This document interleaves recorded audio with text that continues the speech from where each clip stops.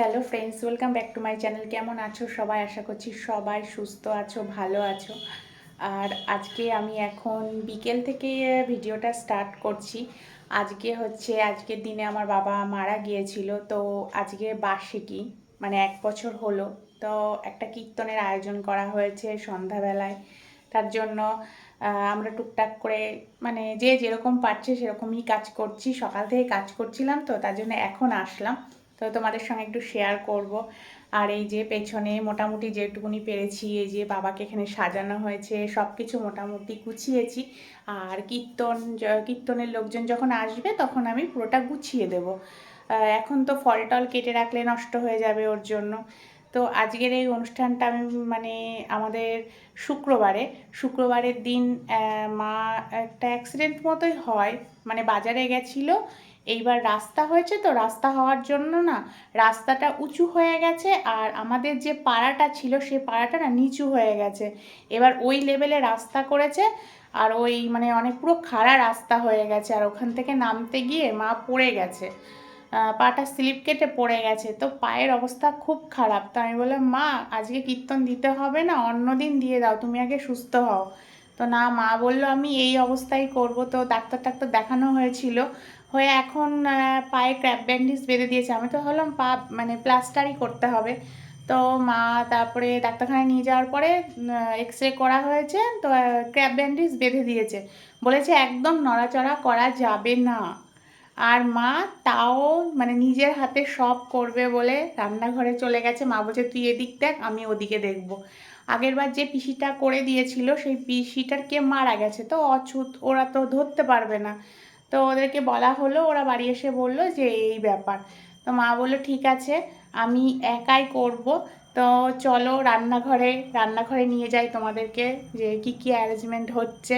মা সব নিজে হাতে করছে, ওরম ব্যথা পা নিয়ে, মানে পাটার দিকে তাকালে আমার মাথা ব্যথা ঘুরে যাচ্ছে। এই অবস্থায় করছে, বলছে আমি করব, আমি নিজের হাতে কাজ করব, আমি সবাইকে নিজের হাতে খাওয়াবো। তো এই অবস্থা, আর কি বলবো।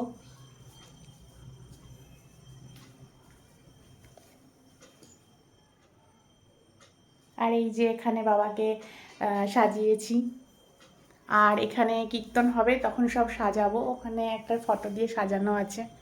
তো চলো মার অবস্থাটা দেখাই। ও আর একটা তো বলাই হয়নি, এই যে এখানে সব পরিষ্কার করে দিয়েছি। এখানে ফ্রিজ ছিল, ড্রেসিং টেবিল সব চলে গেছে বাইরে, ওই যে ওখানে। কারণ আমি এবার ঘরেই কীর্তন দেবো, আগের বার বাইরে দিয়েছিলাম। তো যেহেতু বাবু এই ঘরে থাকতো, এই ঘরেই আমি এবার কীর্তনটা দেবো। তো ফাঁকা করে দেওয়া হয়েছে, ওই দেখো ওখানে রাখা হয়েছে সব। এই যে এখানে সব রেখে দিয়েছি। আর এখানকার যে খাওয়ার টেবিলটা ছিল সেটা রান্নাঘরে পাঠিয়ে দিয়েছি, কারণ এখানে সবাই বসবে, কীর্তন করবে ঘরে, আর এখানে সবাই বসবে খাবে দাবে, ওর জন্য এখানে করা হয়েছে। তো চলো এবার রান্নাঘরে। একটু পাটা দেখি, দেখাও পাটা। পায়ের অবস্থাও খারাপ, চোখ মুখ সব, মানে কি বল, এই ব্যথা পা নিয়ে রান্না করছে। দাঁড়াও তোমাদেরকে দেখাচ্ছি। এই দেখো, এই পায়ের এই অবস্থা, এই দেখো। বলে আমি একা হাতে করব, আর আমি একা হাতে করে খেতে দেব সবাইকে। এখন বাঁধাকপি হচ্ছে, আর পায়েস, তারপরে ডাল, ওগুলো হয়ে গেছে। এখন শুধু চাটনিটা বাকি আছে, তাই তো? চাটনিগুলো বাকি আছে, ওটা হবে, তাহলেই হয়ে যাবে। এই ঘরে আমার কোনো আজকে এন্ট্রি নেই, আজকে শুধু মায়ের এন্ট্রি। ওদিকটা করতে বলেছে, ওদিকটা করবো। বাঁধাকপি রান্না করছে, আমি বলছি কি গুঁড়ো গরম মশলা দাও, হবে না, বেটে বেটে দিতে হবে। রাঁধুনি পাকা রাঁধুনি। ওই ঘরে টেবিলটা, এই ঘরে সব কালকে যে বাজারগুলো আমরা করে এনেছি, সন্ধ্যার দিকে গেছিলাম, গিয়ে বাজার করেছি, সেগুলো এখানে সব। এই যে ব্যথা পা নিয়ে এরকম দাঁড়িয়ে দাঁড়িয়ে এত কিছু রান্না করছো, কেমন লাগছে? আমার খুব ভালো লাগছে। খুব ভালো লাগছে, কেননা আমার স্বামীরটা হরিবাসর হবে, 10-এর সেবা হবে, আমার খুব ভালো লাগছে। আর পাটার কি অবস্থা? এখন আর ব্যথা কিছু নেই। আদেও যে পায়ের কি হবে, ভগবান জানে, আমি জানি না, ডাক্তারও জানি না, ভগবান জানে। বলেছে রেস্ট নিতে, শুয়ে থাকতে বলেছে, তার এই অবস্থা। আমার 10-এর কাজ 10কে খেতে দেবো, আমার খুব ভালো। আমি তারপরে আবার নিজের হাতে রান্না, তাই না? হ্যাঁ, আমার নিজের হাতে রান্না করে মানুষকে খেতে দিতে আমার খুব ভালো লাগে, আমার একটু কষ্ট হয় না। এখন বুঝতে পারছো না, কিন্তু পরে বোঝা যাবে। যখন বুঝবো তখন বুঝবো, এখনকার কাজটা তো তুলে নি হাসি মনে। আচ্ছা।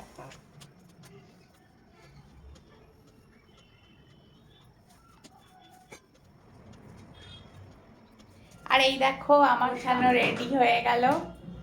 আর এবার বলেছি এখানে কীর্তন হবে, তো পেতে দিয়েছি সবকিছু, তো রেডি হয়ে গেল।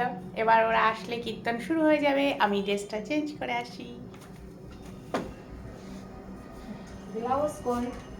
আর এই যে বাইরেও পাটি পেতে দিয়েছি, যে যেখানে খুশি বসবে। এই যে তোমাদের দাদা ভাই সঙ্গে ফোন, এতক্ষণ লেপের মধ্যে ছিল, এখন একটু বেরিয়েছে মুখটা দেখা দেওয়ার জন্য।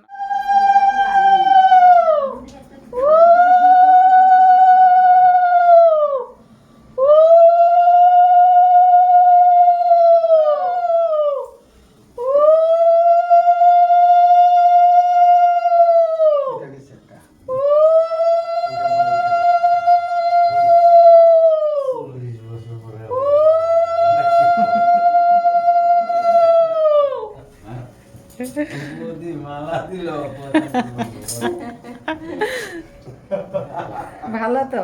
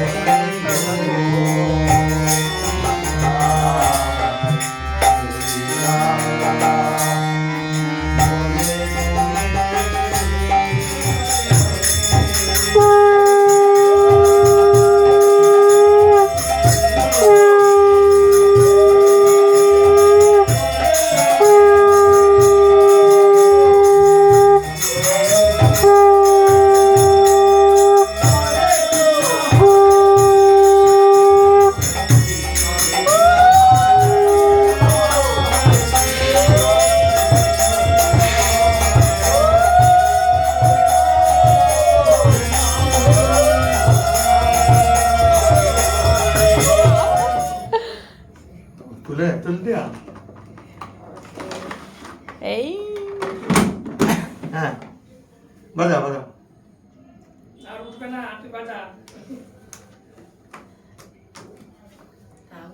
হ্যাঁ ওর বলছে কি আমার বাজিয়ে দাও, আমি আমি পাচ্ছি বাজিয়ে না। দেবো।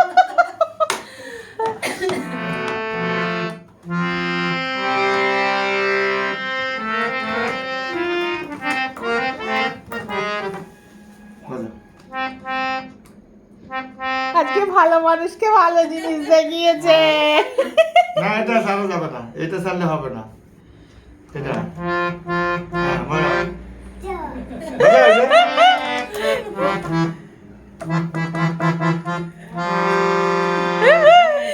এই কি অবস্থা! আমি বাজাবো, তুমি বাজাও, এখানে বসে বসে বাজাও। ও আবার বেলু টানতে চায়। আপনি বাজাবেন ও নাচ করবে। ঠান্ডাটা একটু কম। আর বলো এই কি শীত আগে ওইটাই ও আমাদের কীর্তন শেষ হয়ে গেছে, তারপরে ওদেরকে খাওয়া দাওয়া দেওয়া হলো, খাওয়া দাওয়া করে ওরা বাড়ি চলে গেল। এখন আমাদের পর্ব শুরু। তা প্রথমেই মা রাজাবাবুকে খাইয়ে দিয়েছে, খাওয়া দাওয়া হয়ে গেছে। আর এই যে রঞ্জনবাবুর খিদে লেগেছে, রঞ্জনবাবু বসে পড়েছে। এবার আমার পাতে পড়বে, তারপরে মার পাতে। এই যে জামাই বাবা জীবন, লজ্জা করে খাবেন না, নিজের বাড়ির মতো মনে করে চেয়ে খাবেন।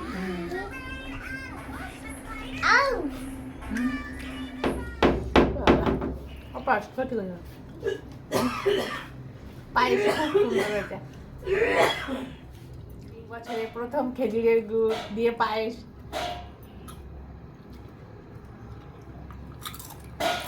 আর এবার শেষ পাতে রসগোল্লা। আমাদের খেয়ে দে অবস্থা সেই। আমার শেষ হয়নি। তুমি এখনো টাটকা আছো? ও মা গো, আমি খেয়ে দিয়ে আমার অবস্থা খুব খারাপ, বিশাল লোড হয়ে গিয়েছে। তো আজকের ব্লগটা আমি এখানেই শেষ করলাম। ভালো লাগলে like, comment and share. R